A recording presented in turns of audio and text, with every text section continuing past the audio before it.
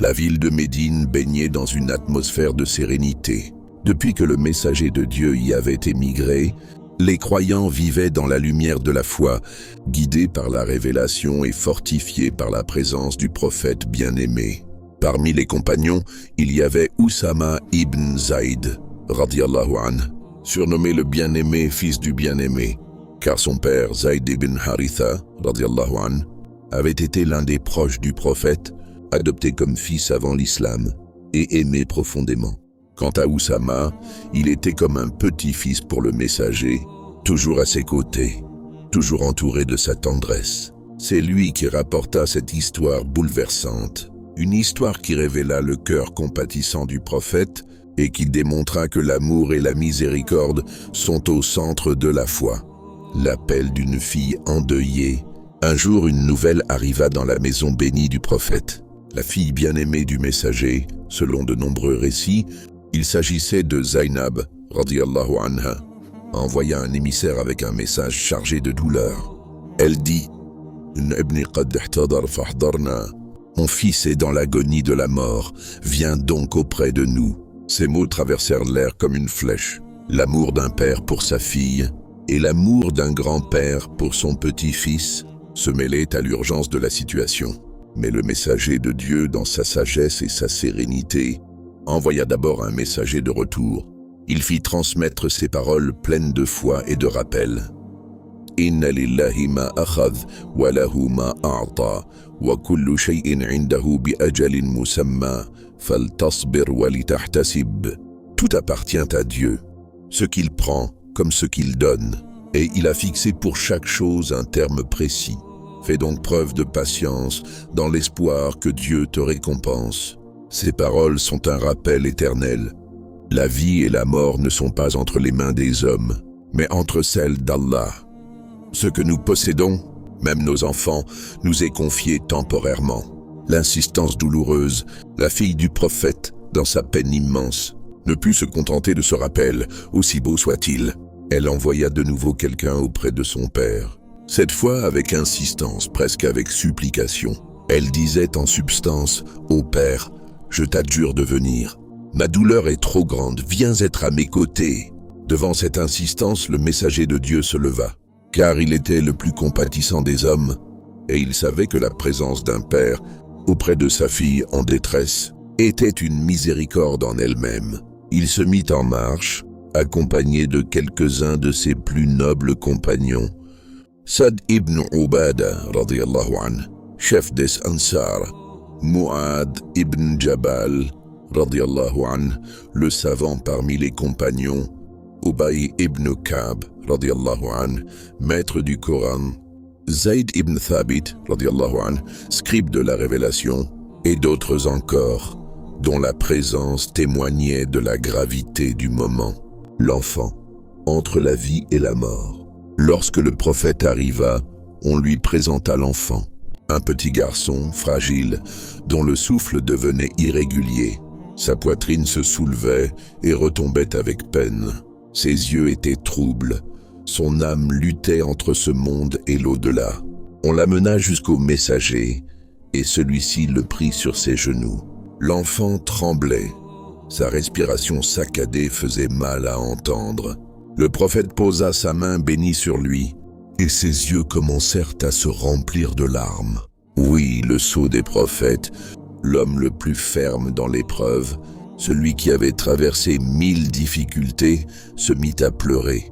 Ses larmes coulaient silencieusement, traçant des sillons sur son visage lumineux. La question de Sa'd ibn Ubada, les compagnons témoins de la scène furent frappés par ses larmes. Sa'd ibn Ubada, radiyallahu anhu, surpris, osa poser la question.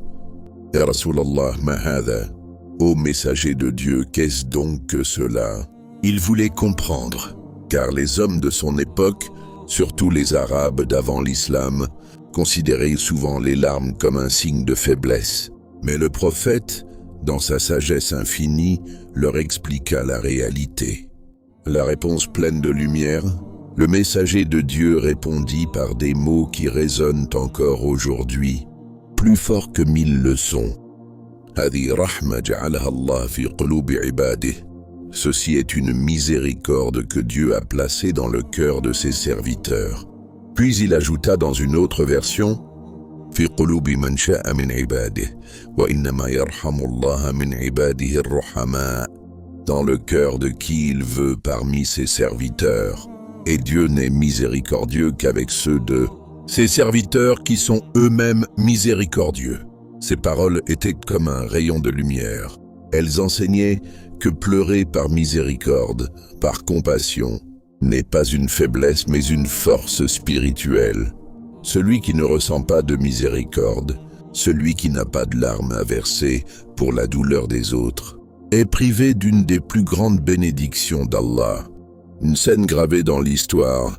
Les compagnons, témoins de cette scène, ne l'oublièrent jamais, car ils virent le prophète non seulement comme un guide, un chef, un prophète, mais aussi comme un père aimant, un grand-père compatissant, un homme au cœur tendre. Et cette image resta pour toujours dans les mémoires. Le prophète tenant un enfant mourant sur ses genoux, des larmes coulant de ses yeux, et enseignant à sa communauté que la miséricorde est la clé pour être aimé d'Allah, une leçon universelle. Cette histoire n'est pas seulement un récit historique, c'est une leçon pour toutes les générations. Elle nous rappelle que la vie est un dépôt entre nos mains. La patience dans l'épreuve est un chemin vers la récompense divine. Les larmes versées par amour et compassion ne sont pas un défaut, mais une preuve de foi.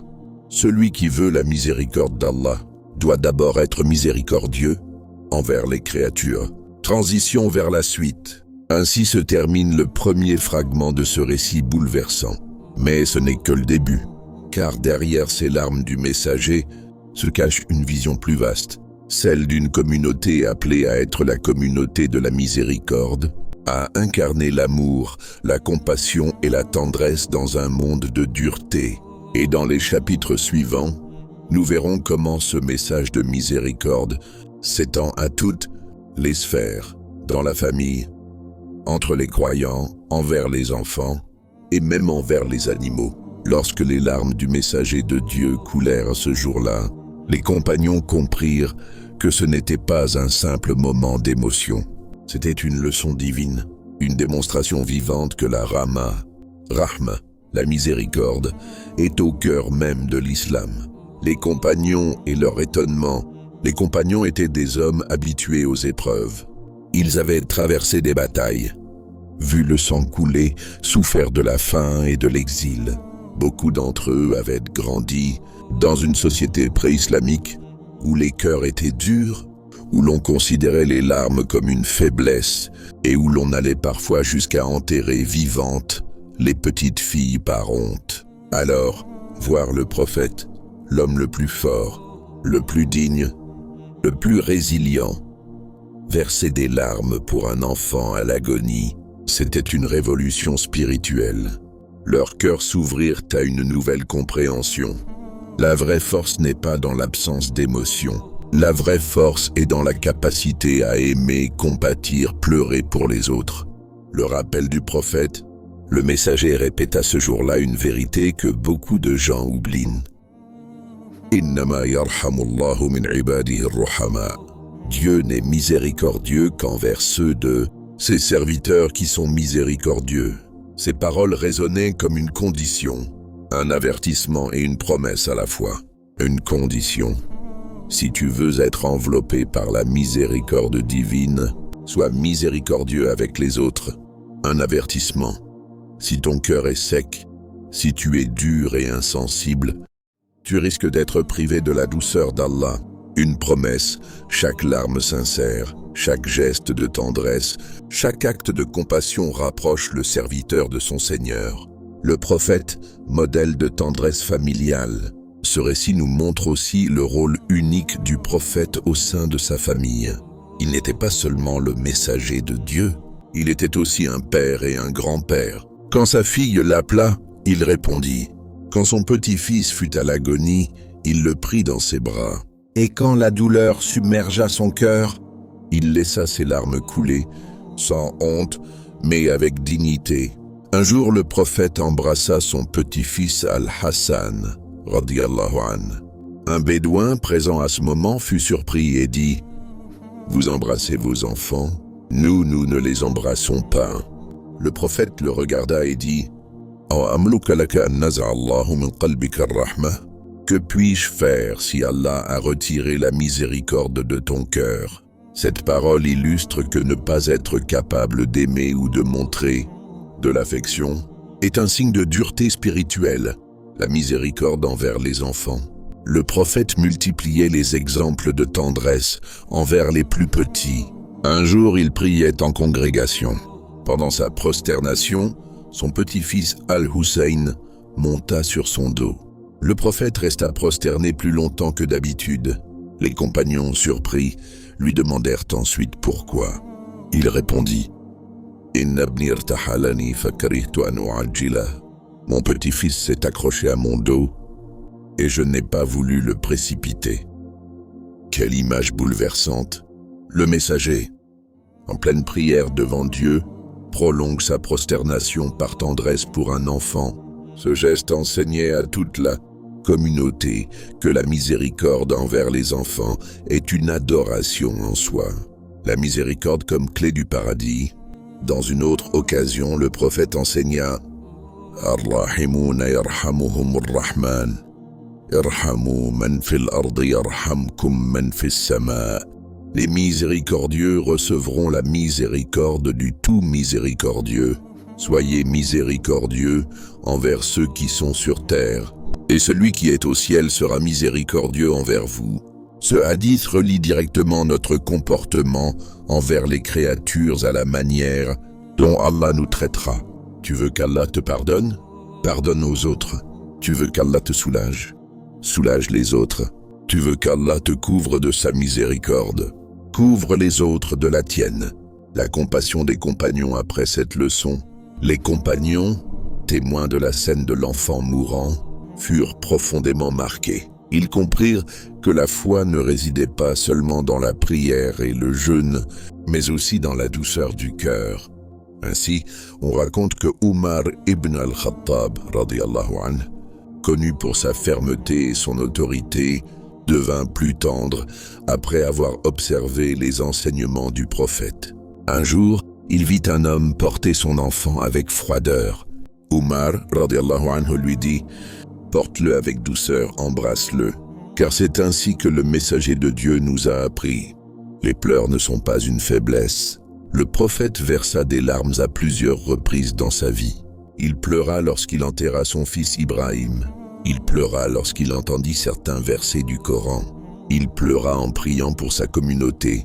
À chaque fois, il montra que les larmes sont une expression de sincérité, de miséricorde et d'amour. Il dit « Aynani la tamassuhuma an-nar, aynun bakat min khashyatillah, wa aynun batat tahrusu fi sabilillah. » Deux yeux ne seront pas touchés par le feu, un œil qui a pleuré par crainte de Dieu, et un œil qui a veillé en protégeant pour la cause de Dieu. Ainsi, les larmes sont en réalité une protection contre le châtiment. Le cœur sec est un danger. À l'inverse, le prophète mettait en garde contre la dureté du cœur. Il dit « Man la yarham la yurham » Celui qui ne fait pas miséricorde ne recevra pas miséricorde. Et encore « Laysa minna man lam yarham saghirana wa ya'rif sharaf kabirina » N'est pas des nôtres celui qui n'a pas de miséricorde pour nos petits et qui ne reconnaît pas l'honneur de nos anciens. Ces paroles étaient une alerte.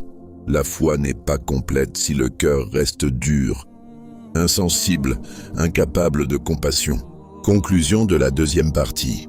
Ainsi, à travers l'histoire de l'enfant mourant, le prophète enseigna à ses compagnons et à toute l'humanité que la miséricorde est le plus grand héritage. Ces larmes n'étaient pas seulement celles d'un grand-père, elles étaient une leçon éternelle. Une miséricorde transformée en parole, en geste, en héritage vivant. Et ce message allait se transmettre de génération en génération. Que les musulmans soient connus non pas seulement pour leur force, mais pour leur rahma, cette tendresse profonde qui émane de la foi. La scène bouleversante du petit-fils mourant ne fut pas un événement isolé.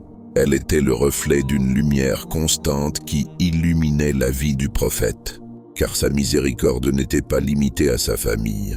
Elle s'étendait à ses compagnons, à sa communauté, et même à ceux qui lui faisaient du mal. Le prophète et ses compagnons, les compagnons étaient comme ses enfants. Il les aimait, les conseillait, les corrigeait avec douceur et priait pour eux avec insistance. Un jour, le prophète leva les mains vers le ciel et dit avec émotion « Allahumma amati amati »« Oh Allah, ma communauté, ma communauté !» Ses yeux se remplirent de larmes. Alors Dieu envoya l'ange Jibril alayhi salam pour lui dire « Oh Muhammad, nous allons te satisfaire au sujet de ta communauté et nous ne te peinerons pas. » Ce moment montrait que son cœur battait pour sa communauté. Chaque larme, chaque prière, chaque appel était pour le salut des croyants. Sa miséricorde même envers les fautifs. Un jour, un jeune compagnon fut surpris en train de boire de l'alcool. Certains compagnons se mirent à l'insulter durement. Le prophète les arrêta et dit « La takunu aouna shaytani ala akhikum » Ne soyez pas les alliés du diable contre votre frère. Il ne n'y a pas la faute. Mais il rappela que la compassion était plus puissante que le rejet, et que même celui qui chute mérite qu'on l'aide à se relever. La miséricorde envers les faibles, le prophète avait une attention particulière pour les plus vulnérables. Les orphelins, les pauvres, les esclaves, les malades. Un jour il dit « Hal tunsaruna wa turzaquna illa bidu'afaikum » N'êtes-vous secourus et pourvus que grâce à vos faibles parmi vous.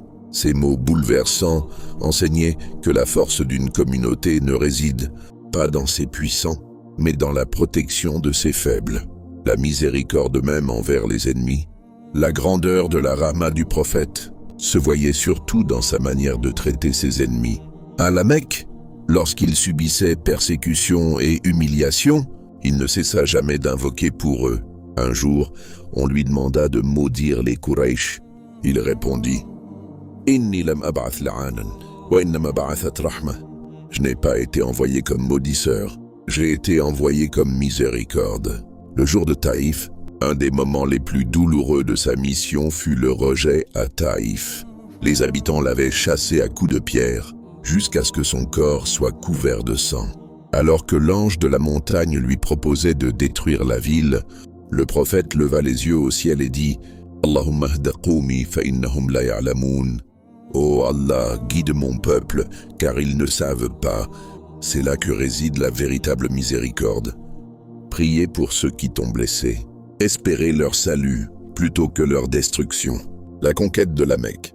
Le sommet de cette miséricorde fut atteint lors de la conquête de la Mecque. Après des années d'exil, de persécution et de guerre, le prophète entra victorieux dans la ville. Ses ennemis, autrefois dominateurs, étaient désormais à sa merci. Il tremblait, s'attendant à la vengeance.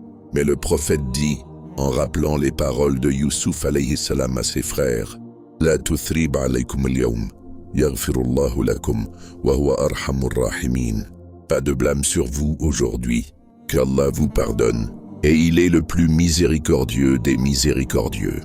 Puis il ajouta à ses ennemis, « Allez, vous êtes libres. » Ce jour-là, il transforma des ennemis acharnés en croyants sincères, car rien n'adoucit les cœurs comme le pardon et la compassion. La miséricorde envers les animaux. La rahma du prophète n'était pas limitée aux humains, elle s'étendait aux animaux. Il raconta l'histoire d'un homme qui avait donné à boire à un chien assoiffé. Allah lui pardonna ses fautes à cause de cet acte. Il raconta aussi l'histoire d'une femme qui avait enfermé une chatte sans lui, donné à manger, ni la laissé chasser. Allah la châtia pour cette cruauté.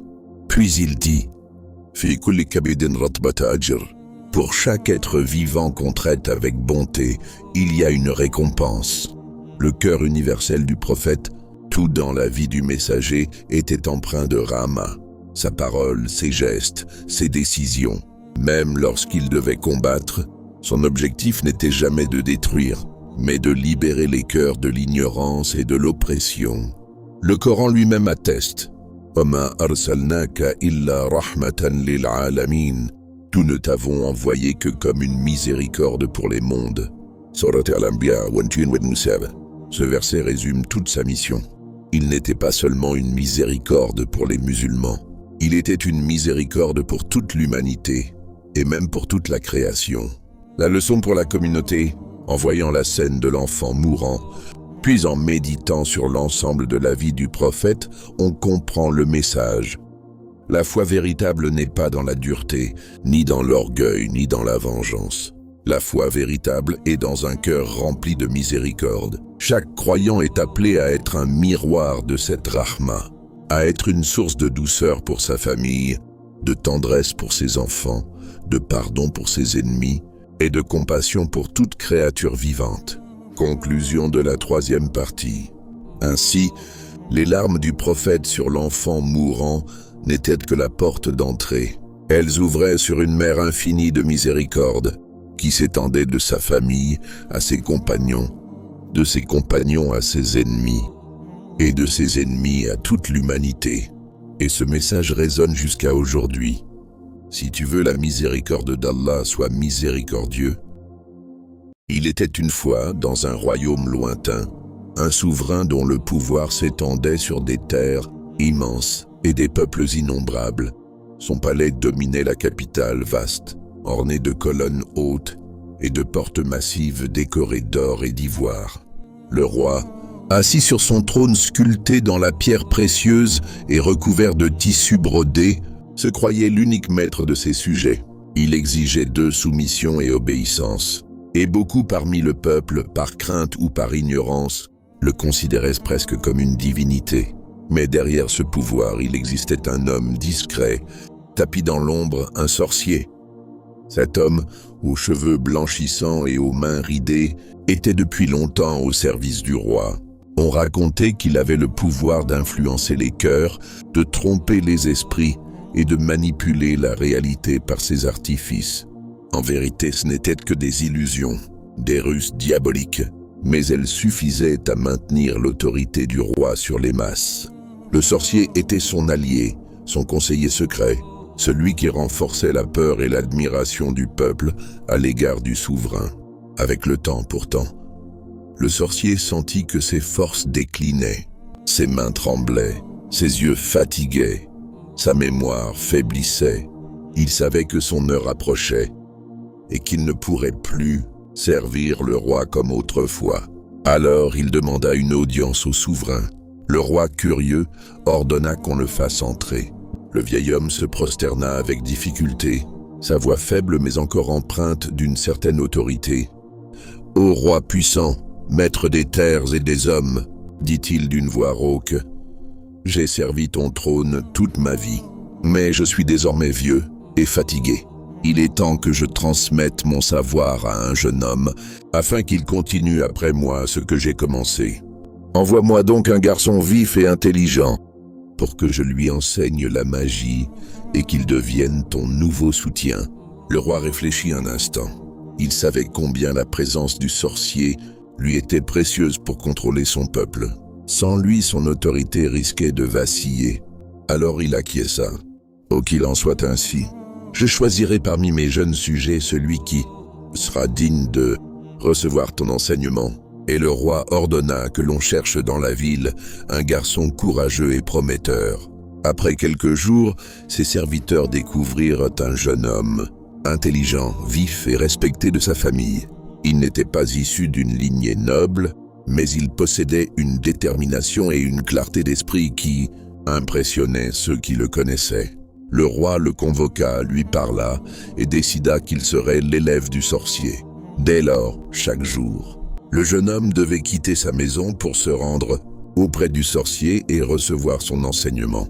C'est ainsi que commença le destin extraordinaire de ce garçon, destiné à devenir l'un des héros les plus courageux de son époque. Le chemin vers le sorcier, la route qui menait de la maison du garçon jusqu'au palais du sorcier, traversait des quartiers animés, des ruelles étroites où les marchands criaient leurs prix, où les senteurs d'épices se mêlaient à l'odeur du cuir et du bois travaillé.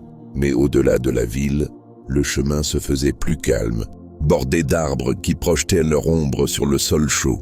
Le jeune homme marchait seul, ses pensées tournées vers ce qu'il allait apprendre. Au début, il était impressionné par la puissance du sorcier. Les illusions qu'il voyait lui semblaient extraordinaires. Mais son cœur, pur et sincère, ne trouvait pas de paix dans ses pratiques. Il sentait qu'il manquait quelque chose de plus vrai, de plus lumineux, de plus profond. Et bientôt, un événement allait bouleverser sa vie. La rencontre avec le moine. Un jour, alors qu'il marchait comme à son habitude, il remarqua une petite bâtisse discrète, presque cachée entre les arbres. De l'intérieur s'échappait une lueur faible, et une voix douce récitait des paroles qui résonnaient avec force. Intrigué, le garçon s'approcha et vit un vieil homme au visage serein, assis en prière. Ce n'était pas un sorcier ni un noble, c'était un moine pieux qui adorait Dieu avec sincérité et dévouement. Le garçon resta quelques instants à l'entrée, fasciné. Puis, poussé par la curiosité, il entra et s'assit discrètement. Le moine leva les yeux vers lui et l'accueillit avec un sourire bienveillant. « Approche, mon enfant. » Le garçon s'approcha, et le moine commença à lui parler de Dieu, de la vérité, de la pureté de l'adoration sans intermédiaire, sans illusion, sans mensonge. Ces paroles pénétrèrent le cœur du jeune, homme comme une lumière dans les ténèbres. Il se sentit apaisé, comme s'il avait enfin trouvé ce qu'il cherchait sans le savoir. Ce jour-là, il resta longtemps avec le moine, oubliant presque qu'il devait se rendre chez le sorcier.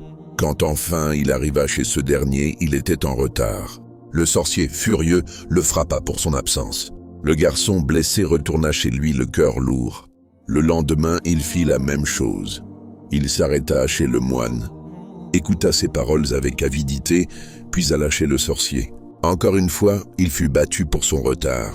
Ne sachant plus que faire, il alla trouver le moine et lui confia son problème.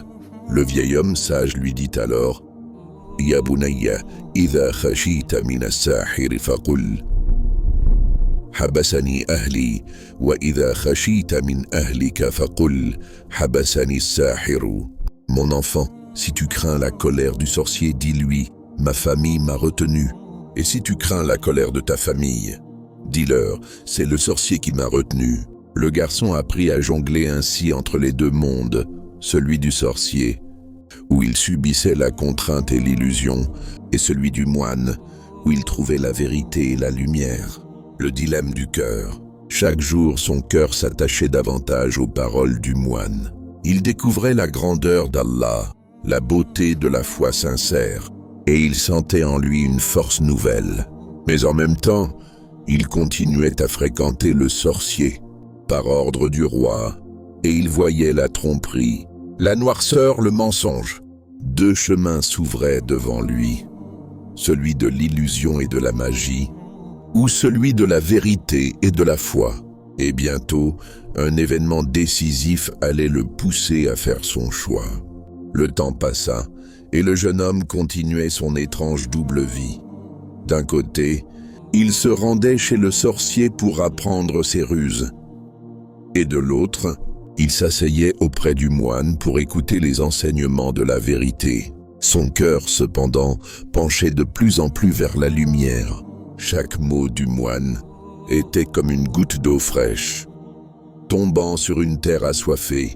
Le garçon, encore adolescent, sentait que quelque chose d'exceptionnel se préparait dans sa vie. Il ne savait pas encore quoi, mais son intuition lui murmurait que son destin ne ressemblerait pas à celui des autres. L'apparition d'une bête monstrueuse, un matin brûlant, alors que le soleil se levait derrière les montagnes, le jeune homme marchait comme à son habitude. Mais cette fois, arrivé à un certain carrefour, il trouva la route bloquée. Une foule agitée s'était rassemblée, criant et gesticulant. Des femmes tenaient leurs enfants contre elles. Des hommes repoussaient les curieux, et tous semblaient terrifiés. Au milieu du chemin, une bête énorme empêchait le passage. Certains disaient que c'était une bête sauvage échappée des montagnes. D'autres juraient qu'il s'agissait d'un signe de malheur. Ses crocs luisaient sous la lumière, ses yeux brillaient comme des flammes, et sa respiration faisait trembler l'air. La route, habituellement animée, était désormais paralysée par la peur. Le garçon observa la scène, le cœur battant. Il comprit alors que l'heure de vérité était arrivée. « Aujourd'hui, se dit-il intérieurement, je vais savoir qui du sorcier ou du moine détient réellement la vérité. » L'invocation du jeune homme, il ramassa une pierre du sol, pas plus grosse que sa main. La foule, surprise, le regardait sans comprendre. Certains murmuraient « Que fait-il ? Il est fou. Cet enfant va se faire dévorer. » Mais le garçon ne tremblait pas. Son cœur était rempli d'une conviction nouvelle. Levant les yeux vers le ciel, il formula une invocation simple, mais puissante, qui allait marquer un tournant décisif dans son destin. « Allahumma in kana amru rahibi ahabba ilayka min amri sahir, faqtul hadhihi dabbata liyaslama an-nas. » Seigneur Dieu, si l'œuvre du moine t'est plus aimée que celle du sorcier, tue cette bête afin de permettre aux gens de passer. Il serra la pierre dans sa main, prit de l'élan et lança de toutes ses forces. La pierre vola dans les airs comme un éclair et alla frapper la bête en pleine tête. Aussitôt, l'animal s'effondra raide mort dans un silence pesant. La foule retint son souffle. Puis, comme une vague, un cri de soulagement parcourut les gens. Des hommes accoururent pour dégager le chemin. Les femmes pleurèrent de joie. Les enfants riaient à nouveau. Tous reprirent leur route et le jeune homme devint le héros du jour. La confirmation de la vérité. Émerveillé par ce qui venait de se passer, le jeune homme se précipita auprès du moine pour lui raconter ce miracle. Il entra, le visage encore illuminé par l'émotion, et dit avec enthousiasme « Mon maître, j'ai frappé la bête avec une pierre en invoquant Allah, et elle est morte sur le coup. Les gens ont pu passer et j'ai vu de mes propres yeux la puissance de Dieu. » Le moine, loin de s'étonner, hocha la tête avec gravité. Il savait que ce jour arriverait. Il posa sa main ridée sur l'épaule du garçon et lui dit « Ya bunayya, anta al-yawma afdalu minni, wa innaka satubtala, fa idha btulita fala tudulla alayya. » Mon petit, aujourd'hui tu es devenu meilleur que moi, car tu as été témoin d'un miracle. Sache que tu seras désormais mis à l'épreuve. Et quand cela arrivera, ne dis à personne où je suis. Le garçon écouta ces paroles avec attention. Il comprit que le chemin qu'il avait choisi ne serait pas facile. Mais son cœur débordait de foi. Désormais, il savait que la vérité appartenait à Allah seul et non aux sorciers. Le cœur d'un serviteur de Dieu, les jours suivants, quelque chose changea dans le jeune homme. Lui qui autrefois hésitait entre deux mondes, se sentit désormais entièrement tourné vers la foi. Son regard sur la vie avait changé. Il voyait la main d'Allah dans chaque détail, dans la brise du matin, dans le sourire d'un enfant, dans les étoiles qui brillaient au-dessus de la ville endormie. Les gens, eux aussi, commencèrent à le regarder autrement. Le récit de la bête terrassée se répandit dans la cité comme une traînée de poudre. Certains disaient « c'est un envoyé du roi ». D'autres « non, il a appris des secrets du sorcier ». Mais ceux qui avaient vu la scène savaient que ce n'était pas de la magie. C'était autre chose, une puissance supérieure, une force pure. Le jeune homme restait humble. Il ne cherchait pas la gloire ni les louanges. Chaque soir, il retournait voir le moine, qui l'instruisait davantage dans la foi, l'endurance et la patience. Les prémices de l'épreuve. Mais dans l'ombre, les premiers signes du destin commençaient à se dessiner, car un tel miracle ne pouvait rester ignoré longtemps. Le roi, avide de contrôle, ne tarderait pas à entendre parler de ce garçon étrange, capable de choses extraordinaires. Et alors, les épreuves annoncées par le moine commenceraient. Le miracle de la bête avait profondément marqué le jeune homme. Désormais, son cœur ne doutait plus. La vérité appartenait à Allah seul. Il continua à fréquenter le moine, apprenant jour après jour les fondements de la foi, la patience face aux épreuves et l'importance de la sincérité. Mais Allah avait choisi pour lui un destin encore plus grand. car bientôt il allait devenir un instrument de guérison, un signe vivant de la puissance divine, un don venu d'Allah. Tout commença lorsqu'un homme souffrant s'approcha de lui. C'était un vieillard que tout le monde connaissait dans la ville, aveugle depuis sa naissance. Il avait entendu parler du jeune garçon qui avait terrassé la bête et, plein d'espoir, il vint le trouver. « Mon enfant, dit-il d'une voix tremblante, on m'a dit que tu avais accompli des choses extraordinaires. Si tu peux faire quelque chose pour moi, rends-moi la vue, et je te récompenserai généreusement. » Le jeune homme le regarda avec compassion, mais il secoua la tête et répondit humblement, « Inni la ashfi ahadan, innama yashfi Allah. » Je ne guéris personne moi-même, c'est uniquement Allah qui guérit. Puis il ajouta, « Si tu crois en Allah Ta'ala, je l'invoquerai pour toi, et il te rendra la vue. » Le vieillard, touché par la sincérité du jeune homme, prononça des paroles de foi et mit toute sa confiance en Allah. Le garçon leva alors les mains vers le ciel, invoqua son Seigneur avec ferveur, et par la permission d'Allah, l'homme recouvra la vue.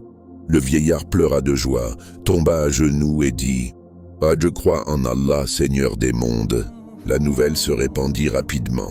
On racontait partout qu'un jeune homme sans richesse ni pouvoir guérissait les malades non pas par magie, mais par la foi en Dieu. Des guérisons en série. Les jours suivants, d'autres vinrent à lui.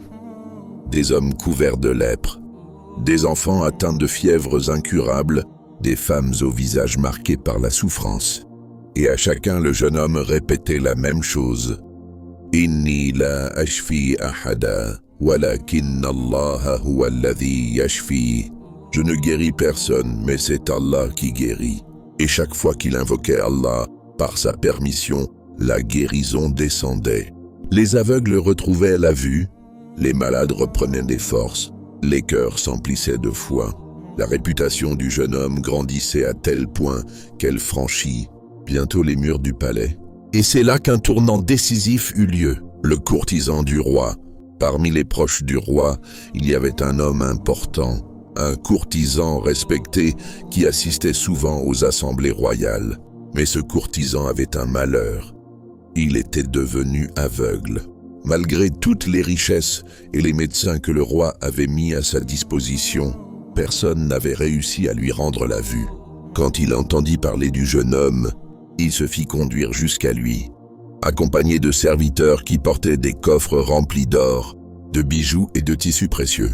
Arrivé devant le garçon, il dit avec arrogance, « Je suis l'un des proches du roi.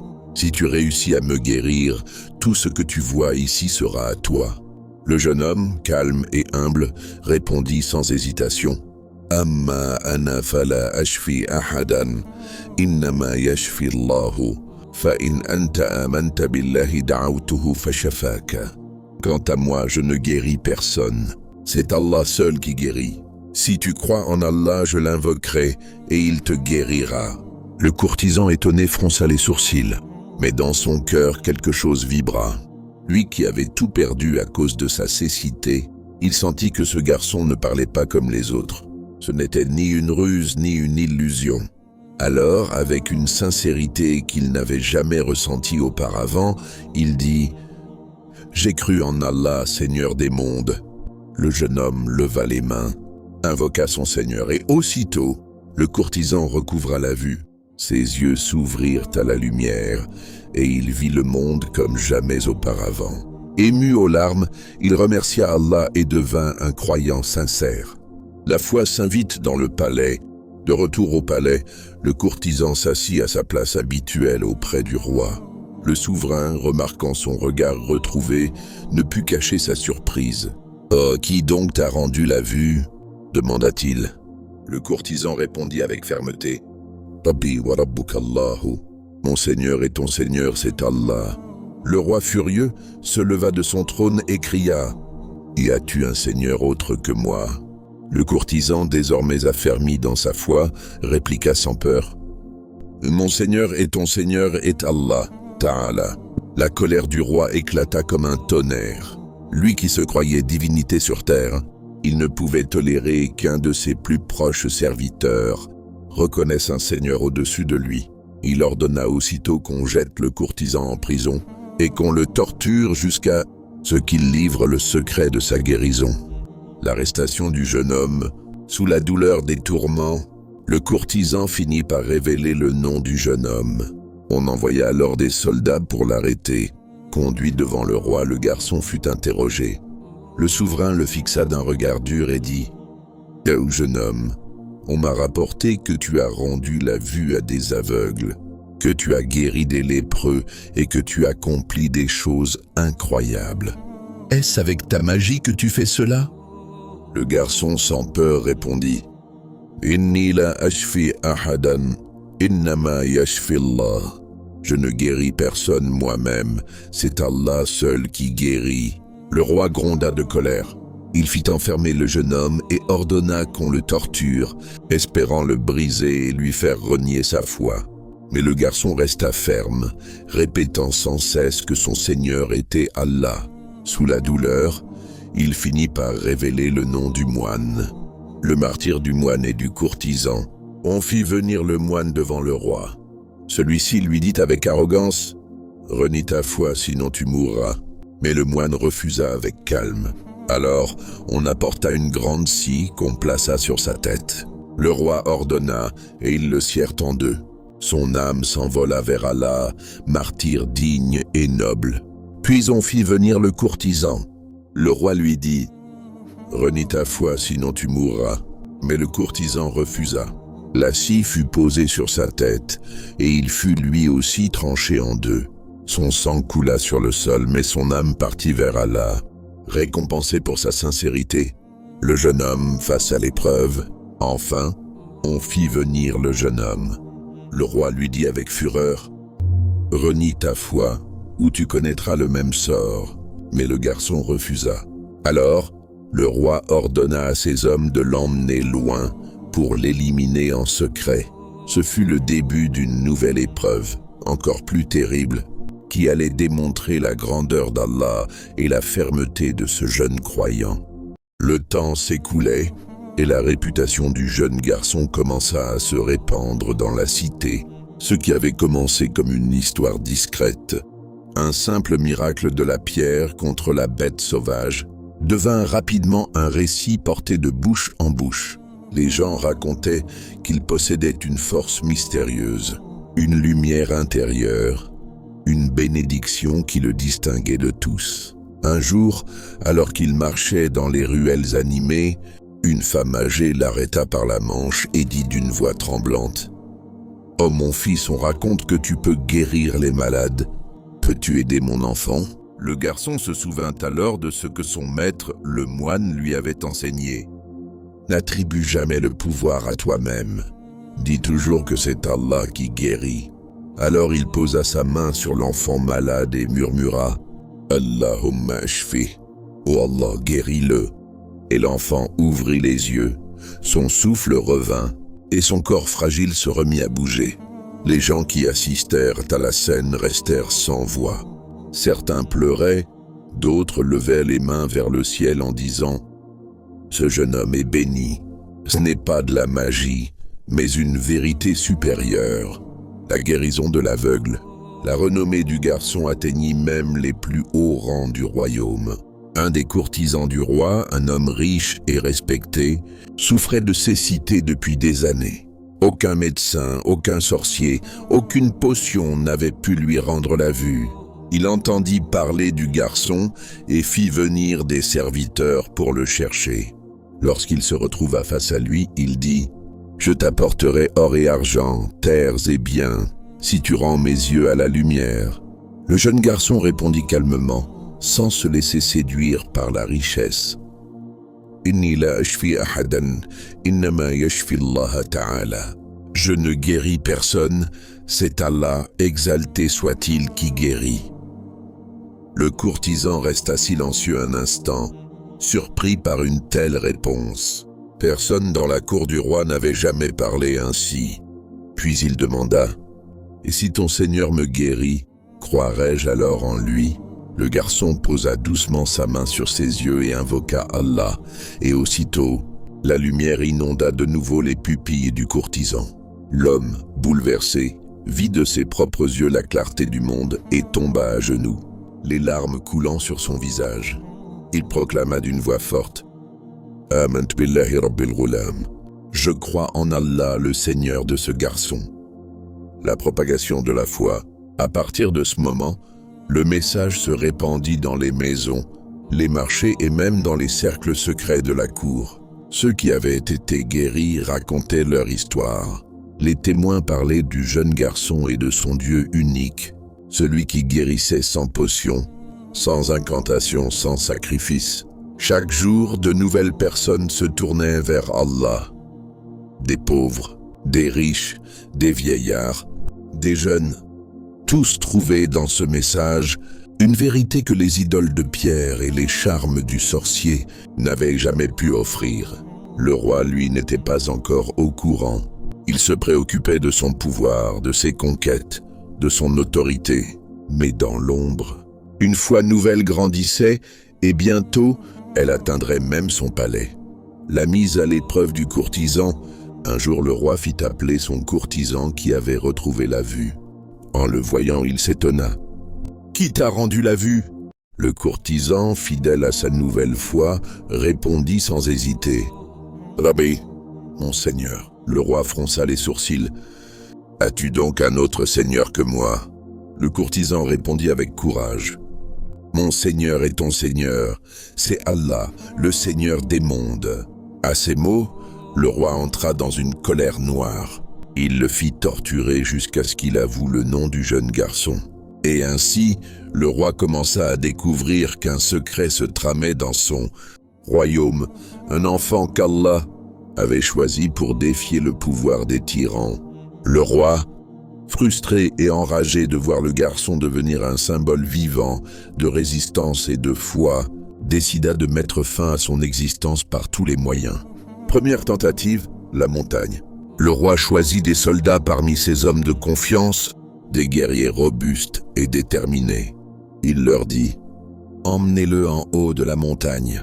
Si jamais il refuse d'abandonner sa nouvelle religion, jetez-le du sommet. » Les soldats prirent le garçon et l'emmenèrent à travers des chemins escarpés. Le vent soufflait fort et chaque pas semblait résonner dans l'éternité. Arrivé en haut, les soldats lui donnèrent une dernière chance. « Renie ta foi, sinon tu mourras ici, écrasé au bas des rochers. » Le garçon leva les mains vers le ciel et dit avec confiance « Allahumma kfinihim bima shi't. » « Oh Allah, protège-moi d'eux par le moyen que tu voudras. » Soudain, la terre trembla sous leurs pieds. La montagne vibra comme un tonnerre vivant. Les soldats perdirent l'équilibre et tombèrent les uns après les autres dans le vide, écrasés sur les rochers. Le garçon, lui, resta indemne, debout, son visage illuminé par une sérénité divine. Il redescendit la montagne, rentra au palais et dit au roi avec courage « Allah m'a protégé de tes hommes. » Deuxième tentative, la mer. Le roi furieux ne voulut pas abandonner. Il ordonna à d'autres soldats de l'emmener en pleine mer. « Montez-le sur un bateau, éloignez-vous au large. Si jamais il refuse encore de renier sa religion, noyez-le. » Les vagues rugissaient, l'océan grondait, le ciel sombre semblait participer à l'épreuve. Les soldats, armés de lances, encerclèrent le garçon. « C'est ta dernière chance. Renie ta foi ou meurs noyé. » Mais le jeune garçon leva de nouveau les mains et dit « Allahumma kfinihim bima shi't. » Oh Allah, protège-moi d'eux par le moyen que tu voudras. Soudain, une énorme vague surgit, frappant le bateau avec violence. La mer engloutit les soldats, les jetant dans les profondeurs. Le garçon, lui, se retrouva sur un morceau de bois flottant, ramené paisiblement jusqu'au rivage. Encore une fois, il retourna voir le roi et dit « Allah m'a protégé de tes soldats. » Le défi final du garçon.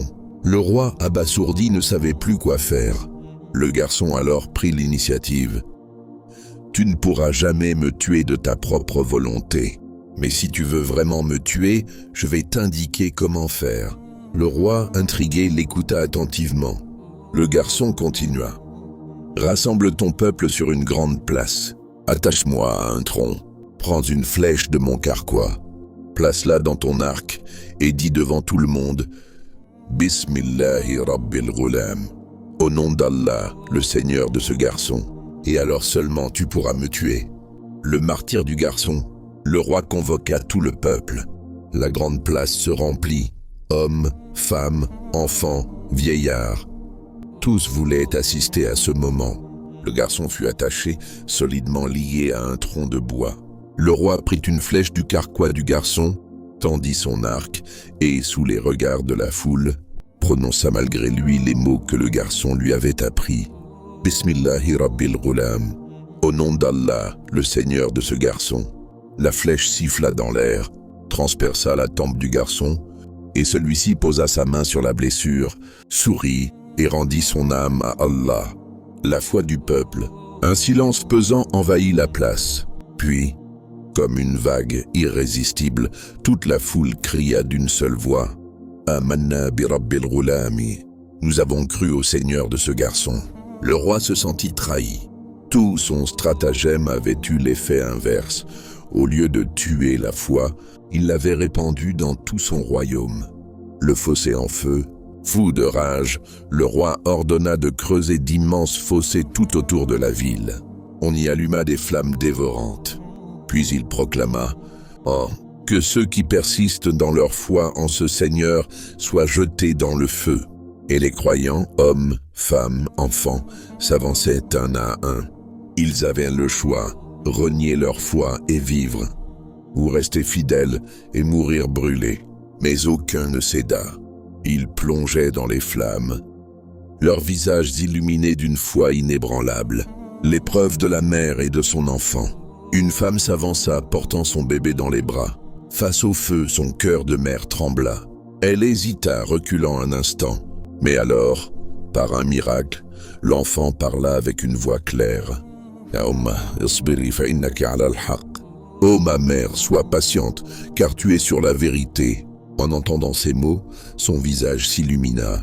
Elle sourit, serra son bébé contre elle et marcha avec détermination vers le feu, disparaissant dans les flammes en martyr.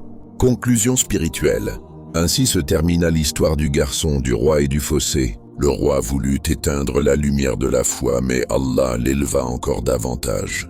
Le sang du garçon tombé sur cette terre fit naître une génération entière de croyants prêts à mourir pour leur Seigneur.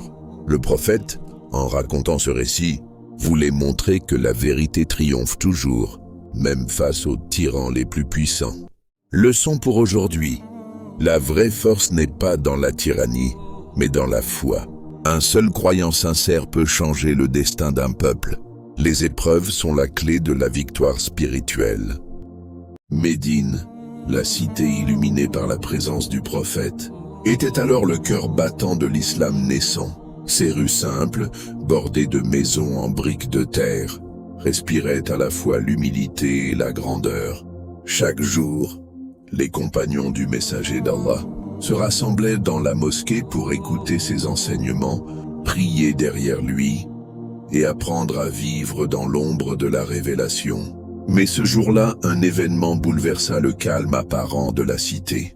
Une femme de la tribu de Juhayna, tribu connue parmi les Arabes pour sa noblesse et ses alliances, entra dans Médine avec un cœur lourd. Elle n'était pas venue chercher du commerce, ni une simple visite familiale.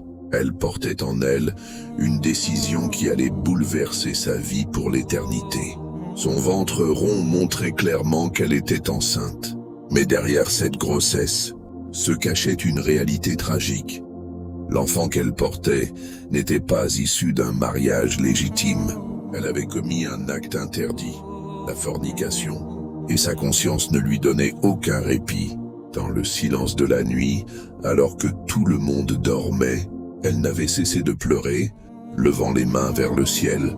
« Rabbi ighfirli, Rabbi tabba alayya » Seigneur, pardonne-moi, Seigneur, accepte mon repentir. Mais dans son cœur, une certitude grandissait.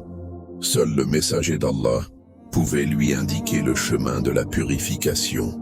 La décision de se présenter au prophète, la tribu de Juhayna, avait souvent entendu parler de la justice et de la miséricorde du prophète. Certains craignaient qu'elle soit condamnée durement, d'autres espéraient qu'elle trouve grâce et pardon. Mais la femme, elle, n'écouta ni les murmures ni les jugements.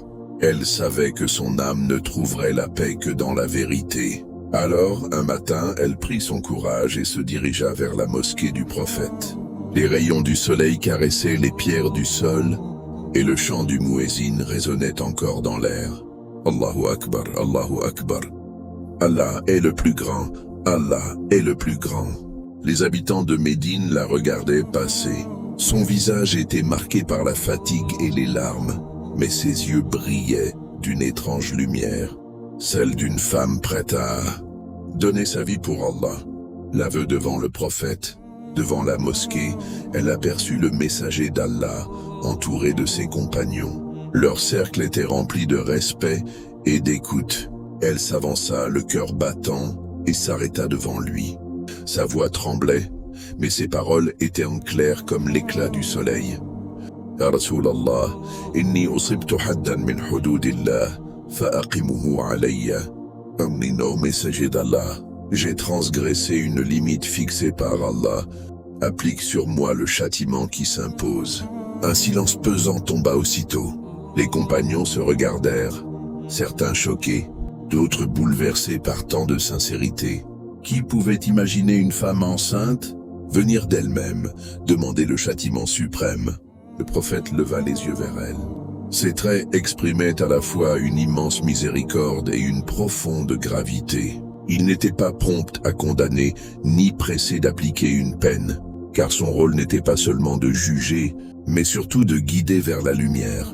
La sagesse prophétique, le messager d'Allah appela alors un proche parent de la femme et lui dit avec douceur « Ahsanu ilayha fa idha wada'tu fa'tani » Traite-la bien.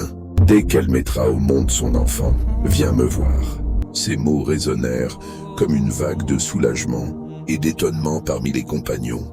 Certains s'attendaient à une condamnation immédiate, mais la sagesse prophétique prit un autre chemin. Pourquoi? Parce qu'il y avait une vie innocente en jeu, celle de l'enfant à naître. L'islam, dans sa justice, ne punit jamais un innocent pour la faute d'un autre. Ainsi, la femme fut confiée à son parent, avec l'ordre clair de veiller sur elle. Le poids de l'attente, les mois passèrent. Médine continuait de vibrer au rythme des batailles, des révélations et de l'enseignement du prophète. Mais dans une maison discrète, la femme de Juhayna vivait une attente particulière. Chaque battement de son cœur lui rappelait qu'elle avait offert sa vie à Allah. Elle parlait parfois à l'enfant dans son ventre, les larmes aux yeux. « Ya Bunay, samihni. Oh mon enfant, pardonne-moi. » Elle savait qu'il n'était pas coupable et que son destin ne devait pas être entaché de son erreur. Lorsque la douleur de l'accouchement arriva, la maison se remplit de cris, de prières et d'efforts. Finalement, un enfant vint au monde, innocent, pur, sans faute. La mère, malgré la souffrance, sourit. Elle savait que le temps était venu de tenir sa promesse. Retour auprès du prophète. Le parent qui avait reçu l'ordre du prophète ne tarda pas à l'informer. Il se rendit auprès de lui et dit « Ya Rasulallah, laqad wada'at al-mar'a » Ô messager d'Allah, la femme a donné naissance à son enfant. Le prophète ordonna alors que l'on prépare son jugement. Mais même dans ce moment grave, il montra un souci unique, la dignité de la femme. Il demanda que ses vêtements soient attachés fermement à son corps, afin qu'elle ne soit pas découverte au moment de l'exécution. Une délicatesse qui prouvait encore une fois que même dans l'application des lois, l'islam veillait à la pudeur et à l'honneur. Le dernier regard, la femme de Juhayna marcha vers son destin, avec une force qui impressionna même les compagnons. Elle savait qu'elle allait mourir, mais elle voyait dans cette mort une libération, une purification, une rencontre avec Allah. Son visage, loin d'exprimer la peur, reflétait une paix intérieure rare. Elle murmurait encore « Allahumma taqbal tawbati » « Oh Allah, accepte mon repentir ». Les compagnons, témoins de la scène, ressentaient un mélange de respect et de crainte. Certains avaient les larmes aux yeux, d'autres priaient silencieusement pour qu'Allah lui accorde son pardon. La prière du prophète, après la lapidation, son corps fut enseveli. Mais là où beaucoup pensaient que tout s'arrêtait, le prophète surprit encore une fois ses compagnons. Il s'avança, leva les mains et accomplit la prière funéraire sur elle. Omar ibn al-Khattab radiyallahu anhu, étonné, dit: Ya Rasulallah, tusalli alayha wa qad zint. Ô messager d'Allah, tu pries sur elle alors qu'elle a commis la fornication? Le prophète répondit avec une parole qui résonnera à travers les siècles. لقد تابت توبة لو قسمت بين 70 من أهل المدينة لوسعتهم. A exprimé un repentir qui, s'il était partagé entre 70 personnes de Médine, leur suffirait pour les absoudre. Puis il ajouta avec gravité: وهل وجدت أفضل من أن جادت بنفسها لله تعالى. As-tu jamais trouvé plus noble que le don de sa propre vie à Allah, le Tout-Puissant? Ainsi s'acheva l'histoire de cette femme courageuse, dont le nom est peut-être oublié des hommes, mais dont la sincérité est inscrite auprès d'Allah. Elle devint un exemple éternel de repentir sincère, at-tawbatun nasuh, et un rappel que la miséricorde divine est plus vaste que tous les péchés. L'histoire de la femme de Juwayna ne s'arrêta pas au moment où la poussière recouvrit son corps. Au contraire, ce fut le début d'un récit que les cœurs n'oublièrent jamais. Médine, cette ville bénie, portait désormais en elle le souvenir d'un acte de repentir si sincère que les anges eux-mêmes en furent témoins. L'étonnement des compagnons. Après la prière funéraire, les compagnons se dispersèrent, mais leur cœur restait troublé. Beaucoup avaient été marqués par la scène. Certains murmuraient entre eux: Comme toi, comment une femme a-t-elle pu avoir le courage de s'avouer coupable devant le messager d'Allah, alors qu'elle aurait pu se cacher? Subhanallah, elle aurait pu fuir, nier ou inventer des excuses, mais elle a choisi de mourir purifiée. L'un des plus jeunes compagnons, encore bouleversé, se rappela une parole du prophète qu'il avait entendue auparavant. At-ta'ibu min adh-dhanbi kaman la dhanba lahu. Celui qui se repent d'un péché est comme s'il n'avait jamais commis de péché. Ces mots prirent un sens nouveau après ce qu'il venait de voir. La sagesse de Omar radiyallahu anhu, Omar ibn al-Khattab radiyallahu anhu, malgré son étonnement initial, resta longtemps silencieux ce jour-là. Lui, l'homme ferme, l'homme de vérité, avait vu dans cette scène une leçon qu'aucune bataille ne pouvait lui enseigner. Il se remémora sa question au prophète. Ya Rasulallah, tusalli alayha wa qad zint. Ô messager d'Allah, tu pries sur elle alors qu'elle a commis la fornication? Et la réponse résonnait encore dans son esprit. لقد تابت توبة لو قسمت بين 70 من أهل المدينة لوسعتهم. A exprimé un repentir qui, s'il était partagé entre 70 personnes de Médine, leur suffirait. Omar comprit alors que le repentir sincère avait une valeur auprès d'Allah que la raison humaine ne pouvait mesurer. La parole qui circule, les habitants de Médine racontaient l'histoire. Certains la rapportaient avec des larmes, d'autres avec admiration, d'autres encore avec une crainte renouvelée d'Allah. Les enfants posaient des questions à leurs parents, et les mères répondaient avec gravité: Cette femme a fauté, mais elle a montré à toute la communauté la puissance du repentir. Peu à peu, son histoire devint une leçon vivante. Car le prophète n'avait pas simplement appliqué la loi, il avait enseigné par son attitude la grandeur du retour à Allah. L'exemple pour les générations. Des années plus tard, lorsque les jeunes compagnons devinrent eux-mêmes des enseignants de l'islam, ils racontaient ce récit avec émotion. Ils insistaient toujours sur les mots du prophète. وَهَلْ وَجَدْتَ أَفْضَلَ مِنْ أَنْ جَادَتْ بِنَفْسِهَا لِلَّهِ تَعَالَى. As-tu jamais trouvé plus noble que le don de sa propre vie à Allah, le Tout-Puissant? Cette phrase transmise de bouche en bouche devint un phare pour tous ceux qui craignaient qu'Allah ne leur pardonne pas. La profondeur du repentir. Le repentir en islam n'était pas une simple parole dite du bout des lèvres.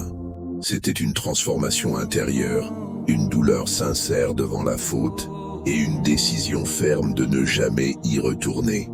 Allah Ta'ala dit dans le Coran: إِلَّا مَنْ تَابَ وَآمَنَ وَعَمِلَ عَمَلًا صَالِحًا فَأُولَئِكَ يُبَدِّلُ لِلَّهُ سَيِّئَاتِهِمْ حَسَنَاتٍ. Mais sauf celui qui se repent, croit et accomplit une bonne œuvre, à cela Allah changera leurs mauvaises actions en bonnes. Surat Al-Furqan, ce verset fut cité à plusieurs reprises par les compagnons lorsqu'ils rappelaient l'histoire de la femme de Juhayna, car son acte n'était pas seulement une confession, c'était une rédemption, un échange de ses fautes contre des bonnes actions. Leçon pour les croyants. Les savants, plus tard, expliquèrent que cette histoire montrait plusieurs leçons essentielles. La miséricorde de l'islam. Même lorsqu'une peine est appliquée, la dignité et la pudeur de la personne sont préservées. Le prophète avait ordonné d'attacher ses vêtements pour qu'elles ne soient pas exposées. La valeur du repentir sincère. Allah accepte celui qui revient à lui, même après un péché énorme. La justice divine. L'enfant innocent n'a pas été puni pour la faute de sa mère. Le courage dans la foi. Cette femme a prouvé que la sincérité devant Allah était plus forte que la peur de la mort. Une nuit de méditation. Un des compagnons, Abu Huraira radiyallahu anhu, raconta plus tard qu'après cette histoire, il passa une nuit entière en prière, méditant sur la grandeur du pardon d'Allah. Il répétait sans cesse: Ya Tawwab, tab alayya. Et nous, toi qui acceptes le repentir, accepte le mien. Ses larmes mouillaient la terre, et il se rappelait que nul ne devait désespérer de la miséricorde divine. Le hadith comme héritage. Des années après, les rapporteurs de hadith comme Muslim consignèrent à ce récit, afin qu'il reste un héritage éternel pour la communauté. Chaque génération de croyants pouvait ainsi entendre l'histoire de la femme de Juhayna et comprendre que la porte du repentir reste toujours ouverte. Le prophète avait dit: N'Allah yabsutu yadahu bil-layl liyatuba musi'un nahar wa yabsutu yadahu bin-nahar liyatuba musi'al layl. Allah étend sa main la nuit pour que celui qui a commis une faute dans la journée se repente, et il étend sa main le jour pour que celui qui a commis une faute la nuit se repente. Et cette femme était devenue un exemple vivant de cette vérité. La mémoire de Médine. Au fil du temps, l'histoire devint une partie de la mémoire collective de Médine. Les voyageurs qui venaient apprendre auprès des compagnons entendaient ce récit. Certains pleuraient, d'autres se prosternaient aussitôt pour demander pardon à Allah. Un jeune homme de Kufa, venu chercher la science, dit un jour après avoir entendu cette histoire: si cette femme a trouvé le courage de donner sa vie pour Allah, comment pourrais-je, moi, désespérer alors que je suis encore vivant? Un message intemporel. L'histoire de la femme de Juhayna n'était pas seulement celle d'une personne. C'était un message intemporel. Peu importe la gravité du péché, la miséricorde d'Allah est plus grande. Le prophète avait enseigné: At-tawbatu tajibu ma qablaha. Le repentir efface ce qui a précédé. Et les croyants, jusqu'à nos jours, se souviennent de cette vérité à travers ce récit. La résonance spirituelle, beaucoup de pieux prédécesseurs, lorsqu'ils parlaient du repentir, citaient cette histoire. Elle était devenue un symbole, car elle montrait que le repentir n'était pas une faiblesse, mais une force. Un grand savant disait: cette femme a gravé dans l'histoire que l'âme ne trouve la paix qu'en se tournant vers Allah. Et chaque croyant qui entend son récit ressent au fond de lui une lueur d'espoir. قُلْ يَا عِبَادِي الَّذِينَ أَسْرَفُوا عَلَى أَنفُسِهِمْ لَا تُقْنُطُوا مِنْ رَحْمَةِ اللَّهِ. Dis: ô mes serviteurs qui avez commis des excès à votre propre détriment, ne désespérez pas de la miséricorde d'Allah. Surat Az-Zumar 53.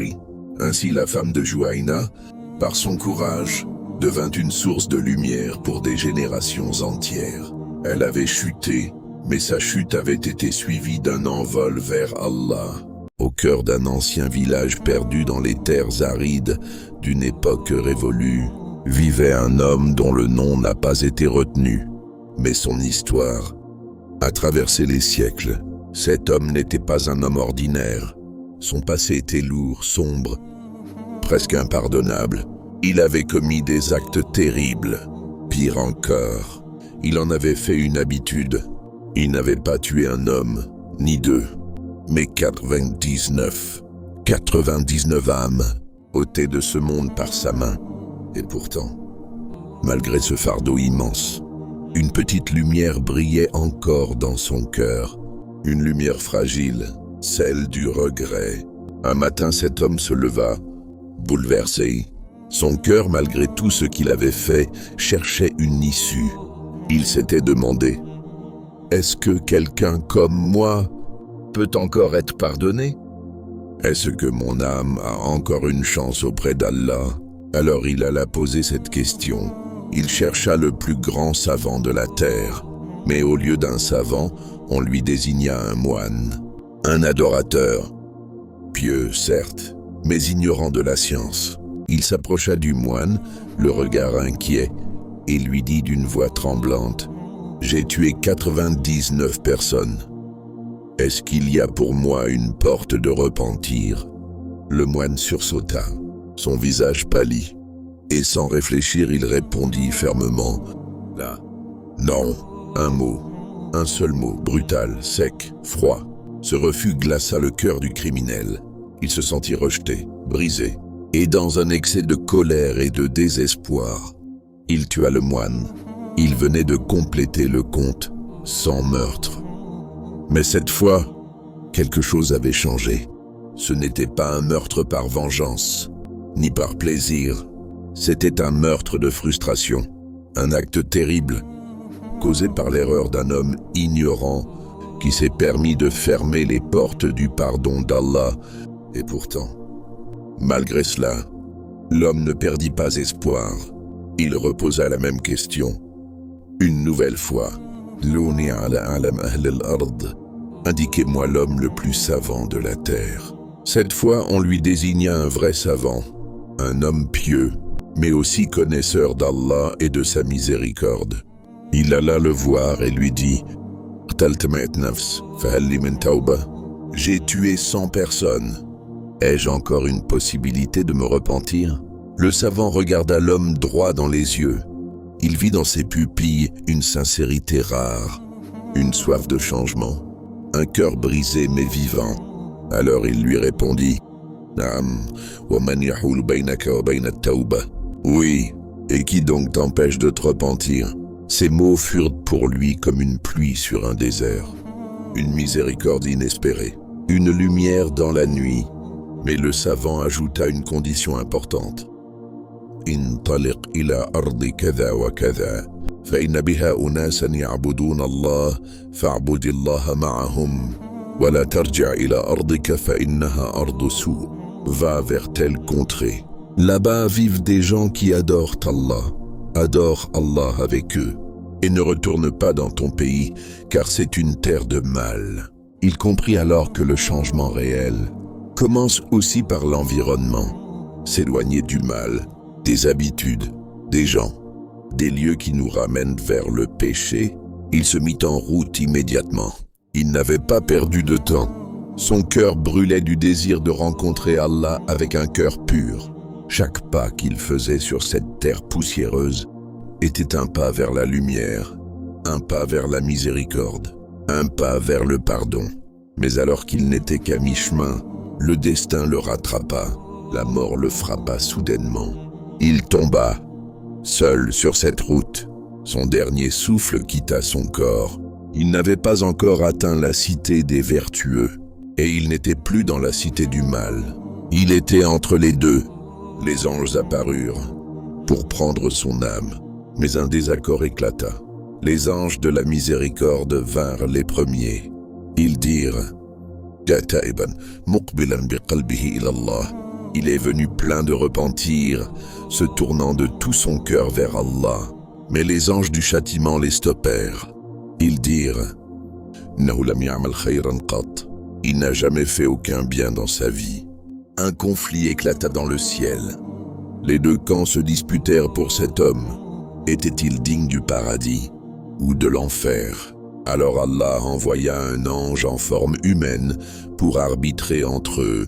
Il leur dit « Qisou ma bayna al-ardayn, fa ila ayyatuhuma kana adna fahuwa lahu » Mesurez la distance entre les deux terres. S'il est plus proche de l'une d'elles, qu'il soit destiné à celle-ci. Les anges se mirent à mesurer. Ils mesurèrent la distance entre le lieu où il est mort et la terre du mal, puis la distance entre le lieu où il est mort et la terre du bien. Et ils découvrirent qu'il était plus proche de la terre du bien. Alors, les anges de la miséricorde prirent son âme. Dans une autre version du hadith, le prophète a rapporté que فكان إلى القرية الصالحة أقرب بشبر فجعل من أهلها. Il était plus proche de la cité vertueuse d'une seule palme, Chibre. Alors il fut compté parmi ses habitants. Et dans une troisième version, encore plus bouleversante, le messager d'Allah dit فأوحى الله إلى هذه أن تباعدي وإلى هذه أن تقربي وقال قيسوا ما بينهما فوجدوه أقرب إلى القرية الصالحة بشبر فغفر له.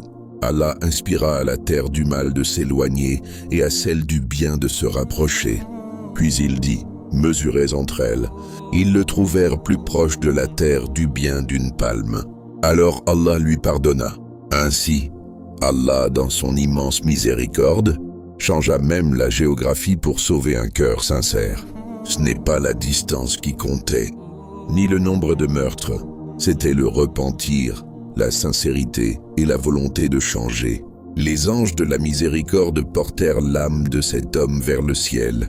Un homme qui, aux yeux des hommes, n'était qu'un tueur, mais aux yeux d'Allah, c'était un repentant sincère. Il n'avait pas encore fait une seule prière, il n'avait pas encore jeûné un seul jour, il n'avait pas encore donné un seul dirham en aumône. Et pourtant, il avait fait ce que beaucoup d'hommes oublient de faire. Il a tourné son cœur vers Allah, parce que dans ce monde, rien n'efface les péchés comme un repentir sincère. Qala Rasulullah, at-ta'ibu min adh-dhanbi kaman la dhanba lahu. Le messager d'Allah a dit, celui qui se repent d'un péché est comme celui qui n'a jamais péché. Ce hadith est une révolution spirituelle. Une lueur d'espoir pour tous ceux qui pensent que c'est trop tard. Non, avec Allah, ce n'est jamais trop tard. Ya ibadi alladhina asrafu ala anfusihim la tuqnutu min rahmatillah. Ô mes serviteurs qui avez commis des excès contre vous-mêmes, ne désespérez pas de la miséricorde d'Allah. Surat Az-Zumar 53. Ce tueur, ce criminel, est devenu un symbole de l'amour d'Allah pour ceux qui reviennent à lui. Et toi qui écoutes cette histoire, peut-être as-tu aussi fauté, peut-être portes-tu aussi des blessures, des regrets, des souvenirs lourds. Sache ceci. Inna Allah yaghfiru dhunuba jami'a. Allah pardonne tous les péchés. Surat Az-Zumar 53. L'homme avait compris que pour changer, il fallait quitter le mal. C'est pourquoi le savant lui avait dit « La tarja' ila ardik fa innaha ardu su'. Ne retourne pas dans ton pays, car c'est une terre de mal. Tu veux vraiment changer? Alors change ton environnement. Éloigne-toi des gens qui t'éloignent d'Allah. Fuis les lieux qui te ramènent au péché. Tu veux être un autre homme? Commence par poser les premiers pas. Comme ce voyageur, il n'était pas arrivé à destination, mais il avait commencé la route. Et Allah l'a sauvé, non pas pour ce qu'il avait accompli, mais pour ce qu'il avait sincèrement voulu accomplir. Regarde comment Allah parle de ses intentions dans le Coran. وَمَنْ يَخْرُجُ مِنْ بَيْتِهِ مُهَاجِرًا إِلَى اللَّهِ وَرَسُولِهِ ثُمَّ يُدْرِكُهُ الْمَوْتُ فَقَدْ وَقَعَ أَجْرَهُ عَلَى اللَّهِ.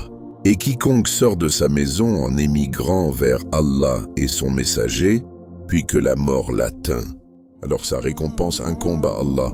Surah An-Nisa 100. Cet homme avait quitté sa maison. Il avait quitté son passé, ses habitudes, ses crimes. Il avait pris le chemin vers Allah. Et Allah lui a offert une fin meilleure que ce qu'il aurait imaginé. Et même la terre a été témoin de sa sincérité. فَأَوْحَى اللَّهُ إِلَى هَذِهِ أَن تُبَاعِدِي وَإِلَى هَذِهِ أَن تُقَرَّبِي. Allah ordonna à la terre du mal de s'éloigner et à la terre du bien de se rapprocher. La géographie elle-même a obéi à la miséricorde d'Allah. Ce que nous apprenons de ce récit, ce n'est pas seulement une belle histoire. C'est un appel, un rappel profond. Personne, absolument personne, n'est au-delà du pardon. Toi qui m'écoutes, tu as peut-être fait des erreurs. Tu as peut-être sombré dans des choses graves. Mais si Allah a pardonné à un homme qui a tué 100 personnes, ne crois-tu pas qu'il peut te pardonner à toi aussi? Il suffit de faire ce qu'il a fait, regretter sincèrement, chercher le savoir, agir concrètement, couper avec le passé et avancer même si la route est longue. وَالَّذِينَ إِذَا فَعَلُوا فَاحِشَةً أَوْ ظَلَمُوا أَنفُسَهُمْ ذَكَرُوا اللَّهَ فَاسْتَغْفَرُوا لِذُنُوبِهِمْ. Et ceux qui, lorsqu'ils ont commis un péché ou se sont fait du tort à eux-mêmes, se souviennent d'Allah et demandent pardon pour leurs péchés. Surat Al-Imran, sourate 10. Le crime de cet homme était immense, mais son cœur était tourné entièrement vers Allah, et cela a suffi. Cette histoire n'est pas seulement celle d'un homme, c'est l'histoire de l'espoir, l'histoire de tous ceux qui ont fauté, l'histoire de tous ceux qui veulent revenir vers Allah. C'est ton histoire, à toi aussi. Allah ne regarde pas seulement ce que tu fais, il regarde aussi ce qu'il y a dans ton cœur. Qala Rasulullah, Inna Allah la yanzuru ila suwarikum wa amwalikum, walakin yanzuru ila qulubikum wa a'malikum. Le messager d'Allah a dit, Allah ne regarde pas vos corps ni vos biens, mais il regarde vos cœurs et vos actions. Rapporté par Muslim. Combien de gens paraissent bien extérieurement, mais leur cœur est malade, et combien d'autres paraissent perdus, mais leur cœur bat pour Allah, pleure la nuit, cherche le pardon. C'est ce cœur-là qu'Allah aime. Ce tueur, ce criminel, avait un cœur qui avait commis l'irréparable, mais ce même cœur est devenu un modèle de repentir. Il ne savait peut-être pas formuler de longues invocations. Il n'avait pas d'acte de prière pour se défendre. Mais il avait ceci, Nadem, le regret. Et le prophète a dit, Nadem Tauba, le regret est un repentir. Ibn Majah, ce hadith ne nous parle pas que du passé, il nous parle aussi du futur. Et surtout, de ce que nous pouvons encore devenir. Tu vois, le shaitan, Satan, veut te faire croire que c'est fini, que tu as trop fauté, que tu n'es pas digne de revenir. Mais Allah te dit l'inverse. قُلْ يَا عِبَادِيَ الَّذِينَ أَسْرَفُوا عَلَى أَنفُسِهِمْ لَا تَقْنُطُوا مِنْ رَحْمَةِ اللَّهِ. Dis, ô mes serviteurs qui avez commis des excès contre vous-mêmes, ne désespérez pas de la miséricorde d'Allah. Surat Az-Zumar 53. Pourquoi Allah t'appelle ici mes serviteurs? Même après des fautes graves, parce que tu lui appartiens, tu es sa créature, et il t'aime plus que ta propre mère t'a aimé. Qala Rasulullah, Lillahi ashaddu farahan bi tawbati abdihi min ahadikum bi rahilatih.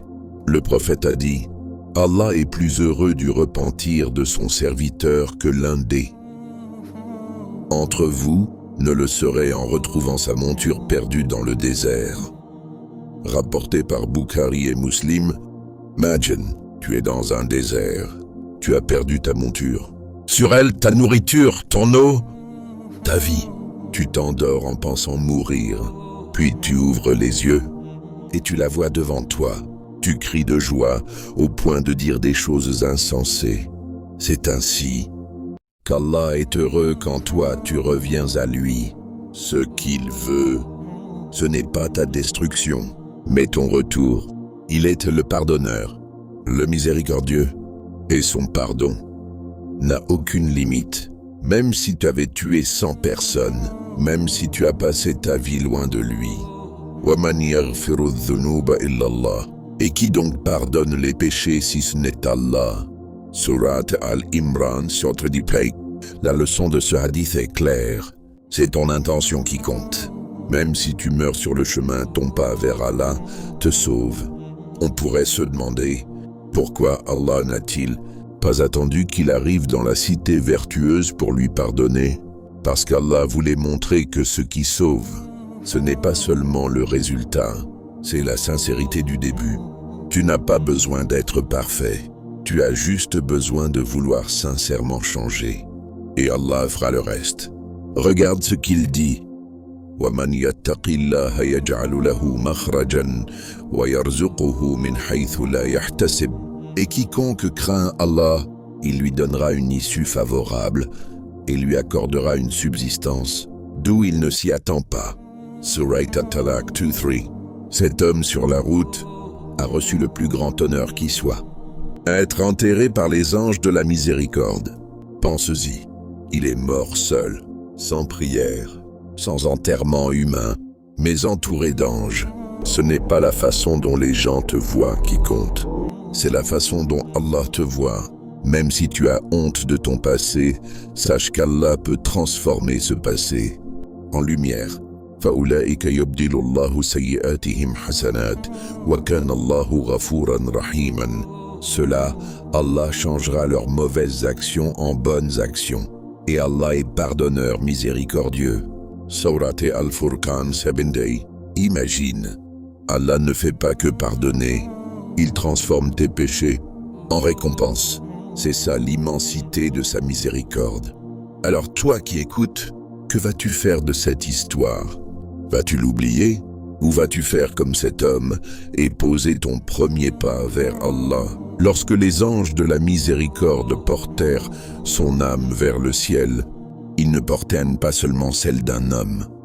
Ils portaient le témoignage vivant de la miséricorde d'Allah. Car cet homme avait compris une chose, ce n'est jamais trop tard. Tant que ton cœur bat, tu peux revenir vers Allah. Et toi, que vas-tu faire de cette vérité? Ce que cette histoire nous apprend, c'est qu'il y a plus de bonté en Allah que de mal dans ton passé, plus de lumière dans sa grâce, que d'obscurité dans tes fautes. Tu n'as peut-être pas tué 100 personnes, mais tu as peut-être brisé des cœurs. Tu as peut-être menti, trahi, négligé tes prières, commis des choses graves. Et tu penses, moi, jamais Allah ne me pardonnera. Mais Allah a dit, Rahmati wasi'at kulla shay.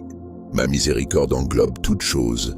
Surat Al-A'raf 8. Et il dit aussi, Ana 'inda dhanni 'abdi bi. Je suis tel que mon serviteur pense de moi. Hadith Qudsi, Bukhari al-Muslim. Si tu crois qu'Allah est miséricordieux, il l'est pour toi. Si tu crois qu'il pardonne, il te pardonnera. Mais si tu penses qu'il te rejettera, alors tu as injustement mal pensé de lui. Et Allah dit, Ya ibn Adam, لو بلغت ذنوبك عنان السماء ثم استغفرتني غفرت لك ولا أبالي. Ô fils d'Adam, si tes péchés atteignaient les cieux, puis tu me demandes pardon, je te pardonnerai, et je ne m'en soucierai pas. Hadith Qudsi Tirmidhi. Voilà ce qu'est l'amour d'Allah. Ce qu'il veut de toi, ce n'est pas la perfection, mais la sincérité. Le prophète nous a enseigné un secret. Inna Allah yabsutu yadahu bil-layl liyatuba musi'u an-nahar wa yabsutu yadahu bin-nahar liyatuba musi'u al-layl. Allah tend sa main la nuit pour que celui qui a péché le jour se repente. Et il tend sa main le jour pour que celui qui a péché la nuit se repente. Muslim, chaque instant est une porte ouverte, même si tu es tombé 100 fois, même si tu as échoué, trahi, abandonné. Reviens, car à chaque fois que tu fais un pas vers lui, Allah fait encore plus vers toi. وَمَنْ تَقَرَّبَ إِلَيَّ شِبْرًا تَقَرَّبَتْ إِلَيْهِ ذِرَاعًا وَمَنْ تَقَرَّبَ إِلَيَّ ذِرَاعًا تَقَرَّبْتُ إِلَيْهِ بَاعًا وَإِذَا أَتَانِي يَمْشِي أَتَيْتُهُ هَرْوَلَةً. Celui qui s'approche de moi d'un empan, je m'approche de lui d'une coudée. Celui qui s'approche de moi d'une coudée, je m'approche de lui d'une brasse. Et s'il vient à moi en marchant, je vais à lui en courant. Hadith Qudsi, Bukhari. C'est ça le message ultime de cette histoire. Même l'homme le plus perdu, le plus souillé, le plus condamné par les humains, peut être sauvé s'il avance sincèrement vers Allah. Les hommes te rappellent ton passé, mais Allah regarde ton avenir.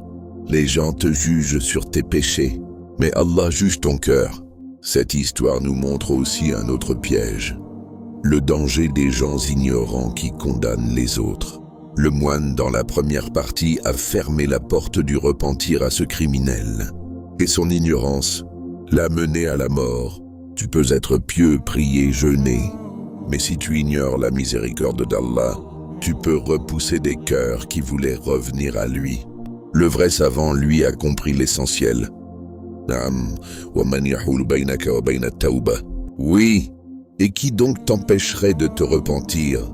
C'est cette réponse qui a sauvé cet homme. Et c'est cette réponse que toi aussi tu dois retenir.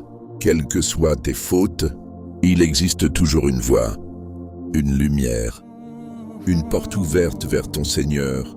Et si tu reviens à lui, tu découvriras un amour que tu n'as jamais connu. Un amour plus fort que celui d'un père, plus doux que celui d'une mère, plus loyal que tous les amis du monde. Et le plus beau, c'est qu'Allah n'attend que toi. Allahu afraha bi tawbati abdihi min rajulin nazala manzilan wa bihi muhlikatun ma'ahu rahilatuhu alayha ta'amuhu wa sharabuhu fawada'a ra'sahu fanama fastayqadha wa qad dhahabat rahilatuhu. Allah est plus heureux du repentir de son serviteur que l'homme qui retrouve sa monture après l'avoir perdue dans le désert. Bukhari et Muslim. Alors ne laisse pas cette histoire être juste un joli récit. Fais-en ton tournant. Tu veux changer? Fais comme lui. Cherche le savoir. Prends une décision ferme. Change d'environnement. Pose ton premier pas. Ne regarde pas en arrière. Inna alladhina qalu rabbana Allah thumma istaqamu tatanazzalu alayhimul malaika. Ceux qui disent notre Seigneur est Allah, puis se tiennent droit, les anges descendent sur eux. Surat Fussilat 30. C'est le moment où tu arrêtes de vivre dans la honte et tu commences à vivre dans l'amour d'Allah. Tu n'as pas besoin d'attendre un miracle. Le miracle, c'est ton retour. Et si tu fais un vrai pas vers lui, alors sache que Wahwal Ghafurul Wadoud, il est le pardonneur, le plein d'amour. Surat Al-Buruj. Conclusion. L'homme qui a tué 100 personnes est devenu un modèle de salut parce que dans le chaos de sa vie, il a fait un choix, le choix de revenir à Dieu. Et toi, quel choix feras-tu? Maintenant, insère ici ton appel à l'action YouTube. Like, commentaire, abonnement. N'oublie pas de partager cette histoire autour de toi. Elle pourrait sauver un cœur.